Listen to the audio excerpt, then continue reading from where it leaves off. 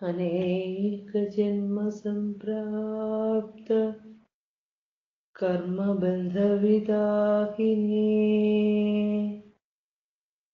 ज्ञानानलप्रभावेन तस्मै श्री गुरवे नमः. സൂര്യസുഹൃത്തുക്കളായ എല്ലാ സജ്ജനങ്ങൾക്കും എൻ്റെ വിനീതമായ പ്രണാമം. മഹാഗുരുവിൻ്റെ പാദകമലങ്ങളിൽ പ്രണാമം.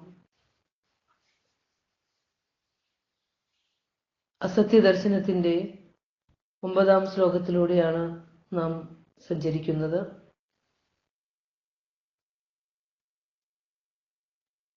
അസത്യദർശനം ഉപസംഹാര പ്രക്രിയയുടെ അടുത്ത് എത്തുകയാണ് നാം. മായ കൊണ്ടുണ്ടാകുന്ന പ്രതീതി, മായയായ സത്യം, ഇതൊക്കെ ഏത് എന്ന് തിരിച്ചറിയുന്നതിന് വിവേകം വേണം.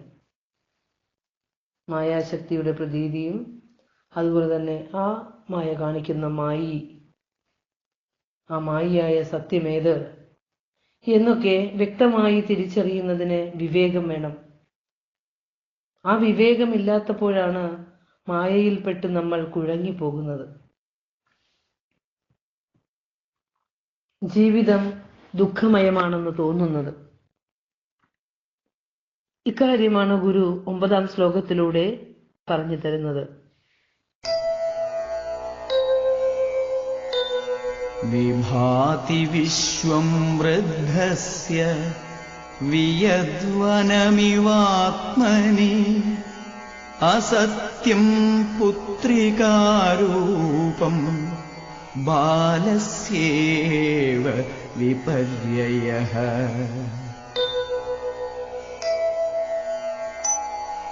വളരെ ലളിതമായ ഉദാഹരണത്തിലൂടെ അതീവ ലളിതമായി ഒരു മഹത്തത്വം ഗുരു നമ്മുടെ മുന്നിൽ വെച്ച് തരികയാണ്. ഇതിൽ പദച്ഛേദം വിഭാതി വിശ്വം വൃദ്ധസ്യ, ഇതെല്ലാം സമസ്ത പദങ്ങൾ തന്നെയാണ്. വിയദ്വനമിവാത്മനി, അവിടെ നമുക്ക് പദച്ഛേദം ചെയ്യേണ്ടതുണ്ട്. വിയദ്വനം ഇവ ആത്മനി. ഇവ എന്ന ശബ്ദം നമുക്ക് നല്ല പരിചയമാണ്. ദർശനമാല തുടങ്ങിയ മുതൽ നമ്മൾ പഠിക്കുന്നതാണ് ഉപമാവാചക ശബ്ദങ്ങൾ ഏറെ. വിയദ്വനം ഇവ ആത്മനി. അസത്യം പുത്രികാരൂപം ബാലസ്യേവ, അവിടെ പിരിക്കണം. ബാലസ്യ അധികം ഇവ, ബാലസ്യേവ വിപര്യം. 2 ഉപമാവാചക ശബ്ദങ്ങൾ ഈ മന്ത്രത്തിൽ ഗുരു പ്രയോഗിച്ചിട്ടുണ്ട്. പോലെ ഇതെല്ലാം ലളിതമായ ഉദാഹരണങ്ങൾ തന്നുകൊണ്ട് വലിയൊരു തത്വത്തിലേക്ക് ഒരു സാധാരണ മനുഷ്യനെ എത്തിക്കുകയാണ്. നോക്കൂ, ഇതിന്റെ പദാനുപദാർത്ഥവും അതിന്റെ ഗദ്യരൂപവും ചിന്തിക്കുമ്പോൾ വിശ്വം, ഈ പ്രപഞ്ചം, വൃദ്ധസ്യ ജ്ഞാനവൃദ്ധന്. ഇവിടെ വൃദ്ധസ്യ എന്നുള്ളത് ഒരു പദത്തിന്റെ ഷഷ്ഠി വിഭക്തിയുടെ രൂപമാണ്. വിഭക്തികൾ പദങ്ങളോടുകൂടെ ചേരുമ്പോൾ അതിന്റെ അർത്ഥത്തിന് മാറ്റം സംഭവിക്കുമല്ലോ. ബാലസ്യ, വൃദ്ധസ്യ എന്നൊക്കെ അതാത് വൃദ്ധ ശബ്ദത്തിന്റെ ഷഷ്ഠി വിഭക്തി ഏകവചനമാണ് വൃദ്ധസ്യ. അതുപോലെ ബാലശബ്ദത്തിന്റെ ഷഷ്ഠി ഏകവചനമാണ് ബാലസ്യ. ബാലന്, ബാലന്റെ എന്നൊക്കെ അർത്ഥം പറയാം. ഇവിടെ വൃദ്ധന് അല്ലെങ്കിൽ ബാലന് എന്നർത്ഥമാണ് വരുന്നത്. അവിടെ വൃദ്ധസ്യ എന്ന് വെച്ചാല് ഒരു ജ്ഞാനവൃദ്ധന്, വിവേകിക്ക്. വിയദ്വനമിവ, വിയത്ത് എന്ന് പറഞ്ഞ ആകാശം. ഈ പദങ്ങളൊക്കെ ഗുരുവിന്റെ കൃതിയിലൂടെ കടന്നു പോകുമ്പോൾ നമുക്ക് പലയിടത്തും ഇതെല്ലാം കാണാം. വിയദ്വനം ഇവ, ആകാശത്തിൽ കൽപ്പിതമായ വനം പോലെ ആകാശത്തിലെ കാട് പോലെ വിഭാതി പ്രകാശിക്കുന്നു. അസത്യം പുത്രികാരൂപം, അസത്യം അസത്യമായ, അതായത് നിർജീവമായ പുത്രികാരൂപം, പാവ, ചിത്രപ്രതിമ എന്നൊക്കെ പറയാം. നിർജീവമായ ഒരു പാവ ബാലസ്യ, കൊച്ചുകുട്ടിയെ സംബന്ധിച്ചിടത്തോളം നിർജീവമായ ഒരു പാവ, ഒരു പറയാണ് വിപര്യം, വിപരീതമായിട്ട് കാണുന്നു, സത്യമായിട്ട് കാണുന്നു. അതായത് ജീവനില്ലാത്ത പാവയ്ക്ക് ജീവൻ ഉള്ളതുപോലെ തെറ്റായി തോന്നുന്നു. അതാണ് വിപര്യം എന്ന് പറഞ്ഞ, തെറ്റായി മനസ്സിലാക്കുന്നു. ആരാണ്? കൊച്ചുകുട്ടി. ഇതാണ് ഇതിന്റെ ഗദ്യരൂപം. വിശ്വം വൃദ്ധസ്യ വിയദ്വനമിവ വിഭാതി, അസത്യം പുത്രികാരൂപം ബാലസ്യ വിഭജ്യം ഇവ എന്ന് ഗുരു പറയുന്നു.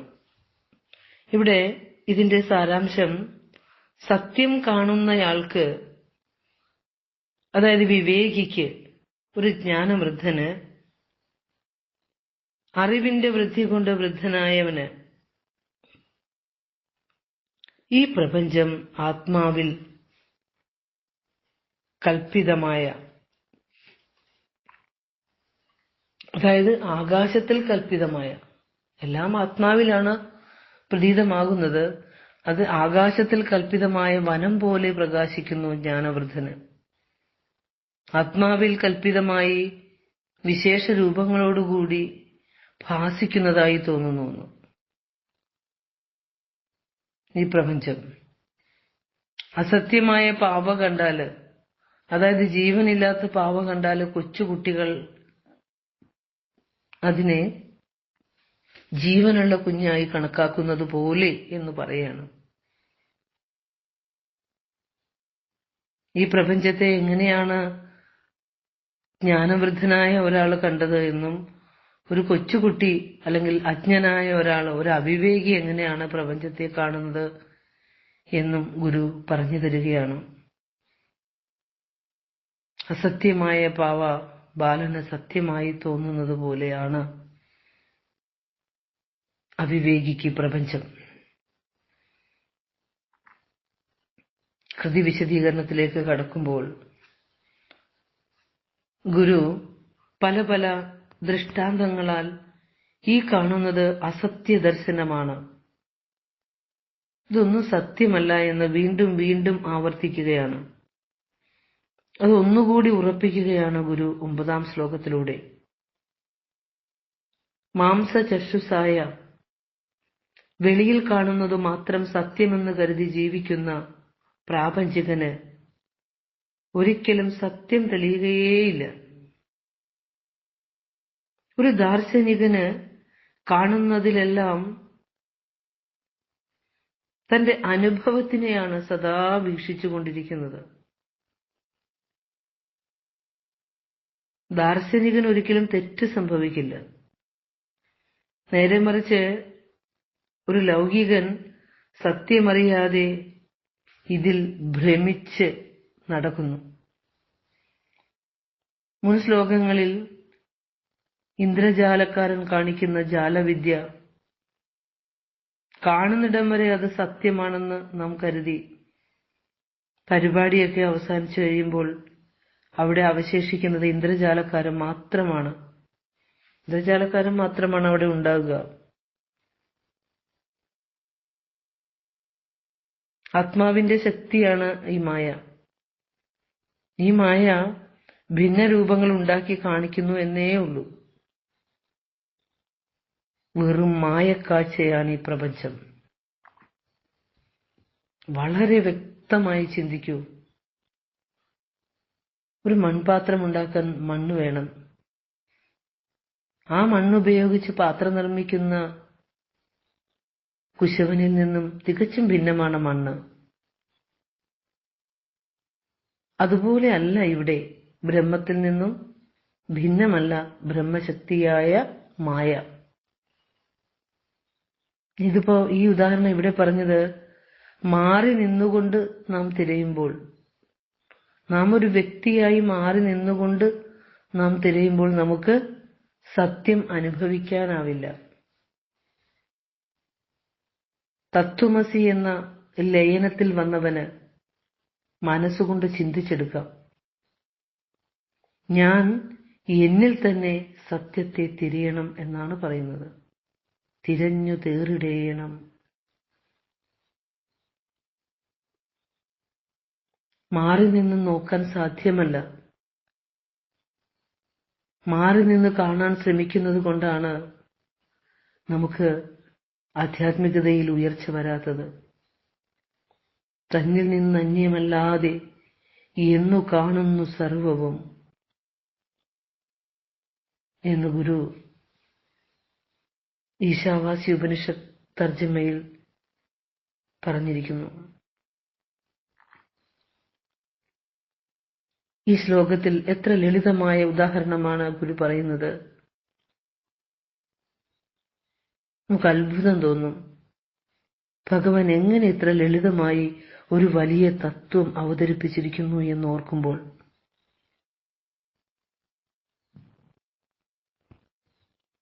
ദർശനമാല എന്ന് കേൾക്കുമ്പോൾ നിഗൂഢമായ എന്തോ ദാർശനിക തത്വം ഉൾക്കൊള്ളുന്ന കൃതി, സംസ്കൃതം എന്നൊക്കെ പറഞ്ഞ് ഒഴിഞ്ഞു നിൽക്കുന്നവർ ഓർക്കുക, എത്ര ലളിതമാണ് ഇതിലെ ഭാഷ.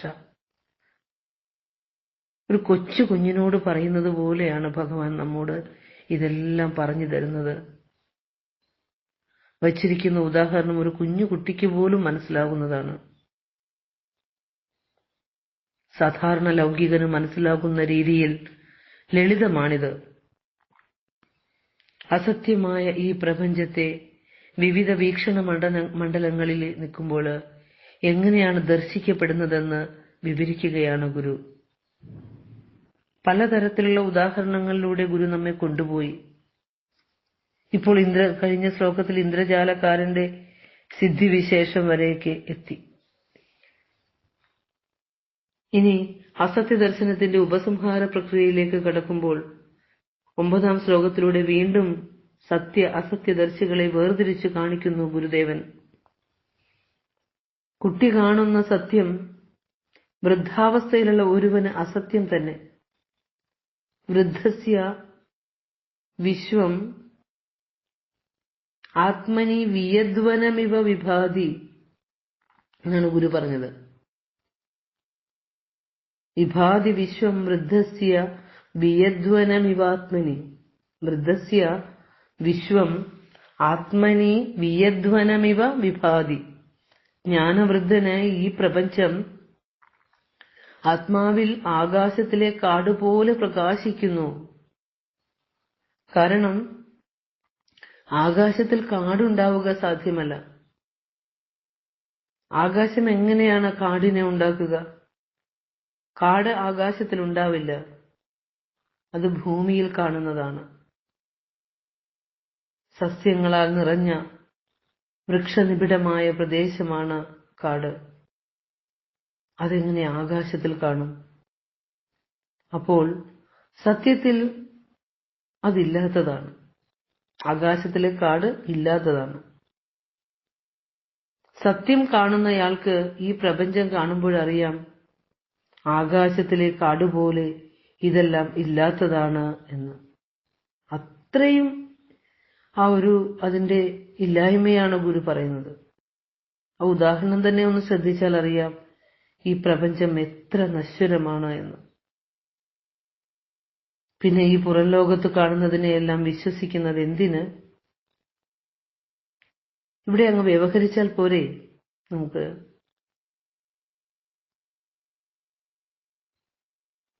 ഇവിടെ ഒരു ദാർശനികന്, ജ്ഞാനവൃദ്ധന് സത്യമറിഞ്ഞാലും വ്യവഹരിക്കാതിരിക്കാൻ സാധ്യമല്ല. അവൻ ഈ പ്രപഞ്ചത്തില് വ്യവഹരിക്കുന്നുണ്ട്. ഒരു സാധാരണ ലൗകികനെ പോലെ തന്നെ ഇവിടെ വ്യവഹരിക്കാതിരിക്കാൻ സാധ്യമല്ല സത്യദർശിക്ക്. അങ്ങനെ സത്യദർശിയായ ഒരുവൻ നോക്കുന്ന പ്രപഞ്ചത്തിന്റെ അവസ്ഥയാണ് ഗുരു പറഞ്ഞു തരുന്നത്. ഇത് ഗുരു തന്നെ എങ്ങനെയാണ് ഈ പ്രപഞ്ചത്തെ കണ്ടത് എന്ന് ഗുരു പറയുന്നതാണ്. അനുഭവിയാതറിവീല. ഭഗവാന്റെ അനുഭവമാണ് വാക്കുകളിലൂടെ, മന്ത്രാക്ഷരങ്ങളിലൂടെ നമുക്ക് പകർന്നു തരുന്നത്. എത്ര ആനന്ദത്തോടു കൂടിയാണ് ഭഗവാൻ ഇവിടെ ഇരുന്നത്. ആ തിരുസന്നിധിയിൽ ആർക്കെങ്കിലും പരസ്പര വൈരമോ ശത്രുതയോ ഉണ്ടായിരുന്നോ? ഏതെല്ലാം വിഭാഗം ആളുകളോടാണ് ഭഗവാൻ ഇടപഴകിയത്? ഇവിടെ നിരീശ്വരവാദി ഉണ്ടായിരുന്നു, വിഭിന്ന മതസ്ഥർ എന്ന് കരുതുന്ന ആളുകളുണ്ടായിരുന്നു, പല പല വീക്ഷണകോണുകളിലൂടെ ലോകത്തെ നോക്കിക്കാണുന്നവരുണ്ടായിരുന്നു, വാദപ്രതിവാദങ്ങളുമായി എത്തുന്നവരുണ്ടായിരുന്നു. എല്ലാറ്റിനെയും ഭഗവാൻ ഒരേ ദൃഷ്ടിയോടെ, ഒരേ ബോധത്തോടെ എല്ലാവരോടും ഭഗവാൻ ഇടപഴകി. ആ ഒരവസ്ഥയാണ് നമുക്കും ഗുരു 9-ാം ശ്ലോകത്തിലൂടെ പറഞ്ഞു തരുന്നത്. ഈ ജ്ഞാനവല്ലരിയെല്ലാം പഠിക്കുമ്പോൾ ശ്രീനാരായണ ഗുരുദേവ പരമഹംസൻ ലോകസംഗ്രഹ പ്രവർത്തനങ്ങളിൽ ഏർപ്പെട്ടപ്പോൾ എങ്ങനെയായിരുന്നു പ്രവർത്തിച്ചത് എന്ന് കൂടി ചിന്തിച്ചു പോകണം. സത്യം കാണുന്നവർക്ക് ഇവിടെ ഒരു ഭയവും വേണ്ട. ആകാശത്തിലെ കാടുപോലെ, അതായത് വിയദ്വനമിവ എന്നാണ് ഗുരു ശ്ലോകത്തിൽ പ്രയോഗിച്ചിരിക്കുന്നത്. ആകാശത്തിലെ കാടുപോലെ ഇല്ലാത്തതാണെന്ന് അറിഞ്ഞ് ഇവിടെ സഞ്ചരിക്കുന്നു സത്യം കാണുന്നവർ. ഇനി അസത്യദർശി എങ്ങനെയുള്ളതാണ് എന്ന് പറയുകയാണ് ഗുരു. അസത്യദർശി പാവയെ പുത്രിയായി കരുതുന്നു. അങ്ങനെ കരുതുന്ന ഒരു കുഞ്ഞുകുട്ടിയെ പോലെയാണ് അസത്യദർശി. കുഞ്ഞുകുട്ടിക്ക് പാവ സത്യമാണ് എന്ന് കരുതിയാണ് അതിനോട് വ്യവഹരിക്കുന്നത്. അതുപോലെയാണ് ഇവിടെ പുത്രികാരൂപം എന്നാണ് ഗുരു ഉപയോഗിച്ചിരിക്കുന്നത്. അമരകോശത്തിലെ പദങ്ങള്, സംസ്കൃത പദങ്ങള്, അമരകോശം മുഴുവനും ഗുരു വളരെയധികം ജ്ഞാനമുണ്ട്, ആഴത്തിലുള്ള ജ്ഞാനമുണ്ട് അമരകോശത്തിൽ ഗുരുവിന്. എത്രയെത്ര സംസ്കൃത പദങ്ങളാണ് ഗുരു അടുക്കി വെച്ചിരിക്കുന്നത്. പുത്രികാരൂപം, ഒരു കുഞ്ഞ് കുട്ടി. ഒരു പാവയെ കിട്ടിയാൽ എന്തു ചെയ്യും? പുത്രിയെ പോലെ കളിപ്പിക്കും, അതിനെ കുളിപ്പിക്കും, പൊട്ടുകുത്തും, ആഹാരം കൊടുക്കും, വഴക്കു പറയും, ലാളിക്കും. ഇതെല്ലാം കുട്ടി ചെയ്യുന്നത് എന്തുകൊണ്ടാണ്? കുട്ടി കരുതുന്നത് അതിന് ജീവനുണ്ടെന്നാണ്.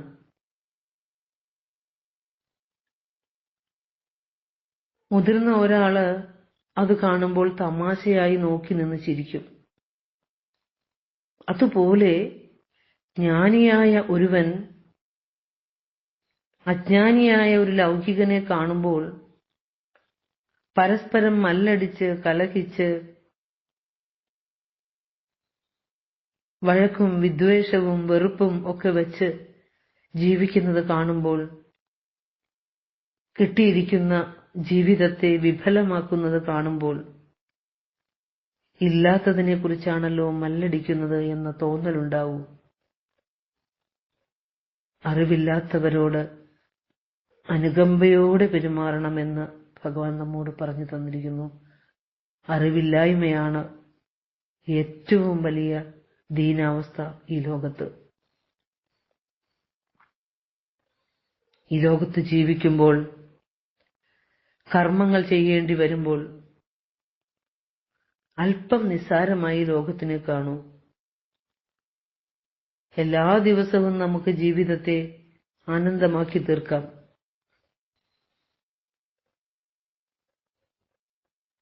ബോധസ്വരൂപമായ ആത്മാവിൽ ജഡമായ പ്രപഞ്ചത്തിന് സ്ഥാനമേയില്ല. നമുക്ക് ശാന്തി ലഭിക്കണമെങ്കിൽ മനസ്സ് ചലിക്കാതിരിക്കണം. എല്ലാ വൈഷയികമായ അഭിലാഷങ്ങളിൽ നിന്നും സ്വയം മുക്തനായി എല്ലാത്തരം ഉടമാവകാശ ബോധവും അതുപോലെ തന്നെ മിഥ്യ അഹംബോധവും എല്ലാം ഉപേക്ഷിച്ചവനായി വർത്തിക്കുന്നവന് മാത്രമേ ഇവിടെ ശാന്തിയോടെ ഇരിക്കാൻ സാധ്യമാകൂ. സ്ഥിതപ്രജ്ഞനായ സത്യദർശി എങ്ങനെയിരിക്കുന്നു എന്നാൽ, സർവജീവജാലങ്ങൾക്കും രാത്രിയായിരിക്കുമ്പോൾ ആത്മസംയമനം കൈവരിച്ചവൻ ഉണർന്നിരിക്കുന്നു. ഏവരും ഉണർന്നിരിക്കുമ്പോൾ അന്തർമുഖനായ മുനിക്ക് രാത്രിയാണ്. യാ നിശ സർവഭൂതാനാം, ഭഗവത്ഗീതയുടെ വചനമാണിത്. ഇവിടെ ഗുരു പറയുന്നു, വിഭാതി വിശ്വം വൃദ്ധസ്യ വിയദ്വനമിവാത്മനി അസത്യം പുത്രികാരൂപം ബാലസ്യേവ വിപര്യേയം എന്ന്. വിശ്വം വൃദ്ധസ്യ വിയദ്വനമിവ ആത്മനി വിഭാതി എന്ന്. ജ്ഞാനികൾ ഈ ലോകത്തെ ആകാശത്തിൽ കൽപ്പിതമായ വനമെന്ന പോലെ ആത്മാവിൽ ആരോപിതമായി കാണുന്നു. അതായത് സർവവും ആത്മാകാരേണ കാണുന്നു ജ്ഞാനികള്. പ്രപഞ്ചം അസത്യമാണെന്നും അത് ആത്മാവിൽ കൽപ്പിതമാകയാൽ ആത്മാവ് മാത്രം സത്യമെന്നും ജ്ഞാനി അറിയുന്നു. അജ്ഞാനികൾക്ക് മാത്രമാണ് പ്രപഞ്ചം സത്യമായി തോന്നുന്നത്. അതിന് അതീവ ലളിതമായ ഒരു ഉദാഹരണത്തിലൂടെ ഗുരു ഇക്കാര്യം വ്യക്തമാക്കി തന്നിരിക്കുന്നു 9-ാം ശ്ലോകത്തിൽ. ലോകത്തുള്ള സകലതിനെയും ജ്ഞാനികൾ ആത്മാവിന്റെ ഭാവവും ഭാഗവും ഒക്കെ ആയിട്ടേ കാണുകയുള്ളൂ. നമുക്കറിയാം, യഥാർത്ഥമായ ഒന്നല്ല എന്ന് കരുതി മാത്രമേ പെരുമാറുകയുള്ളൂ ലോകത്തുള്ള സകല വസ്തുക്കളോടും ഒരു ജ്ഞാനി. കാര്യങ്ങളെ തിരിച്ചറിയുന്നതിൽ പക്വത വരാത്തതിനാൽ കൊച്ചുകുട്ടികള് കയ്യിലുള്ള പാവകളോട് തങ്ങളെപ്പോലെ ജീവനുള്ളവയാണെന്ന് കരുതി സംസാരിക്കുകയും കളിക്കുകയും ഒക്കെ ചെയ്യുന്നു. ഇനി ആ കുട്ടി തന്നെ പ്രായമേറും തോറും മനസ്സിലാകും പാവകൾ ജീവനില്ലാത്ത, പ്രവർത്തന ശക്തിയില്ലാത്ത കളിപ്പാട്ടങ്ങൾ മാത്രമാണ് എന്ന്. ആത്മ അനാത്മാക്കളെ വ്യക്തമായി അറിയാത്തവർ ഈ ലോകത്തെ കുട്ടിക്കൈകളിലെ പാവകൾ എന്ന പോലെ കരുതി പ്രവർത്തിക്കുന്നു എന്നാണ് ഗുരു പറഞ്ഞത്.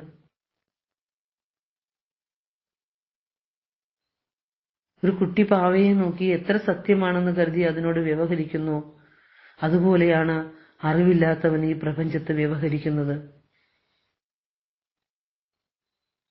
നമ്മൾ ഈ ദർശനമാലയൊക്കെ പഠിക്കുന്നതിന് മുമ്പ്, ഗുരുവിന്റെ ദാർശനിക കൃതികൾ വിചിന്തനം ചെയ്യുന്നതിന് മുമ്പ് ഇത്ര അജ്ഞതയിലാണ് ഇരുന്നിരുന്നത് എന്നൊന്ന് ആലോചിച്ചു നോക്കൂ. ഈ സത്യമൊക്കെ അറിയാതെ നമ്മുടെ ശരീരം ഇവിടുന്ന് പോയിരുന്നെങ്കിൽ, ഈ ഒരു വലിയ അറിവിലുമേറിയ അറിവിനായി നാം മറ്റേതെങ്കിലും ശരീരം സ്വീകരിച്ചുകൊണ്ട് ഈ പ്രപഞ്ചത്തിലേക്ക്, ഈ ഭൂമിയിലേക്ക് എത്തപ്പെട്ടുകൊണ്ടേയിരിക്കുമായിരുന്നു. സത്യത്തിലുള്ള ഈ യാത്രയിലെ നിങ്ങളുടെ മനസ്സ് അടങ്ങി നിശ്ചലമായി പരമമായ സത്യത്തോട് അടുക്കുവാൻ സാധ്യമാകണം ഓരോരുത്തർക്കും. അറിവ് ദൃഢമാകുന്നതോടെ ലോകം അസത്യമാണെന്ന യഥാർത്ഥ അവസ്ഥ പിടികിട്ടും. വേണ്ടാത്ത കാര്യത്തിനു വേണ്ടി എത്രയോ ദുഃഖദുരിതങ്ങളിലൂടെ നാം കടന്നുപോയി. മനസ്സിനെ എത്രയോ ക്ലേശങ്ങളിൽ പെടുത്തി നാം. അതെല്ലാം, ഭൗതികത്തിൽ സംഭവിക്കുന്നതെല്ലാം നമുക്ക് വിഹിതമായിരിക്കുന്നതാണ്, അനിവാര്യമാണത്, നമുക്ക് ഒഴിവാക്കാൻ പറ്റാത്ത കാര്യങ്ങൾ തന്നെയാണത്. അതൊരിക്കലും നമ്മുടെ കുഴപ്പങ്ങൾ കൊണ്ടല്ല ഈ ഭൗതികത്തിലെ ദുഃഖങ്ങൾ ഓരോരുത്തരുടെയും ജീവിതത്തിൽ വന്നുവിടുന്നത്. കർമ്മഫലമായി വന്നു ചേരുന്നതാണ്. അതിനെയെല്ലാം മോദത്തോടെ ഭഗവാൻ ഇരുന്നത് എങ്ങനെയാ? മോദത്തോടെ ഈ സത്യവും ചിന്തിച്ച് വരുന്ന ജീവിത ദുഃഖ ദുരിതങ്ങളെയെല്ലാം ചിരിച്ചുകൊണ്ട് നേരിടാൻ പഠിക്കാം. ഈ പ്രപഞ്ചം മനക്കൽപ്പിതമാണ്.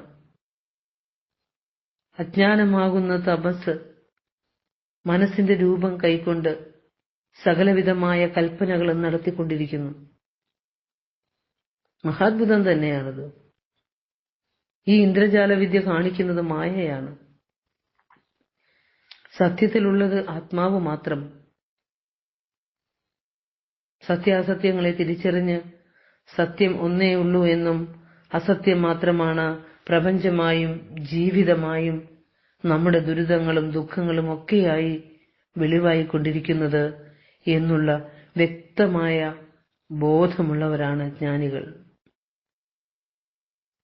സത്യ അസത്യങ്ങളെ തിരിച്ചറിയാത്ത അജ്ഞന്മാരെ ബാലന്മാരെന്ന് വിളിച്ചു പോരാറുണ്ട്. ആ ഒരർത്ഥവും കൂടി ഗുരു ഈ ജ്ഞാനവല്ലരിയില് പറഞ്ഞു തരുന്നു. അദ്വൈത ദീപികയില് 11ാമത്തെ ശ്ലോകം പറയുന്നുണ്ട്: ജ്ഞാനിക്കു സത്തുലകു ചിത്തു സുഖസ്വരൂപം ആനന്ദമല്ല നൃതമജ്ഞനിത പ്രകാശം കാണുന്നവന് സുഖമസ്ഥിതയാർന്ന ഭാനുമാനർക്കനന്ദനിരുളർന്നൊരു ശൂന്യവസ്തു. സത്യം കണ്ട് അനുഭവിക്കുന്നവന് പ്രപഞ്ചം സച്ചിദാനന്ദ സ്വരൂപമാണ്. അത് ബോധവും ആനന്ദവും ഘനീഭവിച്ച ഉണ്മയാണ് എന്ന് അദ്വൈത ദീപികയിൽ പറഞ്ഞു തരിക.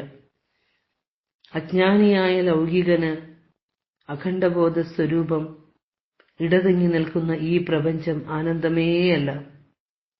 അതായത് സത്യം അവന് അസത്യമാണ്. അതവന് പ്രകാശിക്കുന്നതേയില്ല. ഈ സത്യം കാണാൻ കണ്ണുള്ളവന് വ്യക്തമായി ഉണ്മയെ വെളിവാക്കി കൊടുക്കുന്ന തേജോനിധിയാണ് സൂര്യൻ. കണ്ണു വേണം അതിന്. പക്ഷെ കണ്ണില്ലാത്തവന് അതേ സൂര്യൻ ഇരുളിലാണ്ടുപോയ ശൂന്യവസ്തുവാണ്. ഇത്ര വ്യക്തമായി ഗുരു മഹത്തത്വങ്ങൾ പറയുന്നു ഓരോ കൃതികളിലൂടെയും. ഇവിടെ ഈ പ്രപഞ്ചത്തിലും നമ്മുടെയൊക്കെ ജീവിതത്തിലും എന്തെല്ലാമോ അനുഭവങ്ങൾ ഉണ്ടാകുന്നുണ്ട്. അതെല്ലാം ആത്മാവിൽ നിരന്തരം ഉണ്ടായിക്കൊണ്ടിരിക്കുന്ന ഭാവവിശേഷങ്ങളാണെന്നും അവയ്ക്കൊന്നും സ്വന്തം ഉണ്മയില്ലെന്നും അറിയുന്നവനാണ് ജ്ഞാനവൃദ്ധൻ. അതിന്റെ മറുവശമായി ബാലനെ പറയുകയാണ്: കൊച്ചു കുഞ്ഞിന്റെ കളി അവന്റെ വളർച്ചയുടെ ഭാഗം തന്നെയാണ്. അതിനാൽ അതും അനിവാര്യമാണ്. സത്യാസത്യങ്ങളെ പറ്റിയുള്ള വിചാരമൊന്നും ഇവിടെ കുഞ്ഞിനില്ല. വളർന്നു വരുമ്പോൾ കളിയിൽ നിന്ന് ചിന്തയിലേക്ക് ശ്രദ്ധ വരുമ്പോൾ അത് പാവക്കുട്ടിയാണെന്ന് തിരിച്ചറിയുന്നുണ്ട്. പിന്നെ അവന് അതിലൊരു താത്പര്യവും വയ്ക്കുന്നുമില്ല. അസത്യദർശി സത്യവസ്തുവിനെ പ്രപഞ്ചരൂപത്തിൽ കണ്ടാലും സത്യമെന്നും സത്യം തന്നെയായിരിക്കുന്നല്ലോ. അത് വളരെ ശ്രദ്ധയോടെ മനസ്സിലാക്കേണ്ട കാര്യമാണ്. അറിവില്ലാത്ത ഒരുവൻ ഈ സത്യവസ്തുവിനെ പ്രപഞ്ചരൂപത്തിലേക്ക് കണ്ടാലും സത്യത്തിനൊരു മാറ്റവും അവിടെ സംഭവിക്കുന്നില്ലല്ലോ. കുട്ടി കണ്ട പാവയ്ക്ക് ഇവിടെ ഒരു മാറ്റവും വന്നില്ല. മാറ്റമുണ്ടായത് എവിടെയാണ്? കുട്ടിയുടെ ഉള്ളിലാണ്. അജ്ഞാനം നീങ്ങി ജ്ഞാനപ്രകാശത്താൽ ഒരു പരിവർത്തനം ഉള്ളിൽ നടക്കുക മാത്രമേ അവിടെ കുട്ടിയിൽ സംഭവിക്കുന്നുള്ളൂ, ഒരറിവില്ലാത്തവനിൽ സംഭവിക്കുന്നുള്ളൂ. ഒരു മാറ്റം, അത് സത്യത്തിൽ അധിഷ്ഠിതമായിരിക്കുന്ന ഒരു പരിവർത്തനം, അത് നമ്മളിൽ ഉണ്ടാകണം. ഈ സത്യാധിഷ്ഠിതമായ ഒരു പരിവർത്തനം ഉണ്ടാകുന്നതിന് വേണ്ടി മാത്രമാണ് അതിലൂടെ ഭൗതിക ജീവിത ദുഃഖ ദുരിതങ്ങളിൽ നിന്നും ഒരു മോചനം. അതൊക്കെയാണ് നമ്മുടെ ഈ പഠനത്തിന്റെ നമുക്കുണ്ടാകേണ്ട നേട്ടങ്ങൾ പഠനത്തിലൂടെ കൈകാലിട്ടടിച്ച് തളരരുത്. ഈ ലോകത്ത് എന്തിനേയും ധീരമായി നേരിടണം. അസത്യദർശനത്തിലെ 6-ാം ശ്ലോകത്തിലെ ഗുരു ഇക്കാര്യം തന്നെ പറഞ്ഞിട്ടുണ്ട്. മരീചികാവത് പ്രാജ്ഞസ്യ ജഗദാത്മനി ഭാസതേ ബാലസ്യ സത്യമിതി ച പ്രതിബിംബമിവ ഭ്രമാതെന്ന്. 6-ാം ശ്ലോകം കൂടി ഒന്ന് മനനം ചെയ്യണം, ഒന്ന് റിവിഷൻ ചെയ്യണം. നിരന്തരം മാറിക്കൊണ്ടിരിക്കുന്ന ഈ പ്രപഞ്ചം അറിവുള്ളവന്റെ കാഴ്ചപ്പാടിൽ ആത്മാവാകുന്ന സത്യത്തിലുളവാകുന്നൊരു തോന്നൽ മാത്രമാണ് എന്ന്. അത് മരുമരീചിക പോലെ എന്ന് പറയുന്നുണ്ട്. അറിവില്ലാത്തവർക്ക് ഈ പ്രപഞ്ചം സത്യം തന്നെ എന്ന തോന്നലുളവാകുന്നു. അത് കണ്ണാടിയിൽ കാണുന്ന പ്രതിബിംബം കൊച്ചുകുട്ടികൾ സത്യമെന്ന് കരുതുന്നത് പോലെ എന്ന് ഗുരു അസത്യദർശനത്തിൽ ഏകദേശം ഇതേ ആശയം തന്നെ 6-ാം ശ്ലോകത്തിൽ ഗുരു പറഞ്ഞു തന്നു. ആ കാര്യം തന്നെ കൂടുതൽ ലളിതമായിട്ട് സത്യമുറപ്പിക്കാൻ മറ്റൊരു രീതിയിൽ അവതരിപ്പിച്ചിരിക്കുന്നു ഗുരു ഇവിടെ. 9-ാം ശ്ലോകത്തിലെ ലോകം അസത്യമാണ് എന്ന് വിവേകികൾ ശരിയായി അറിയുന്നു എന്നും അവിവേകികൾക്ക് മാത്രമാണ് ജഗത്ത് സത്യമായി തോന്നുന്നത് എന്നും ഗുരു പറഞ്ഞിരിക്കുന്നു എന്ന് പറഞ്ഞുകൊണ്ട് 9-ാം ശ്ലോകത്തിന്റെ അർത്ഥവിചിന്തനം ഗുരുവിൽ സമർപ്പിക്കുന്നു. ഗുരുവോം തത്സത്.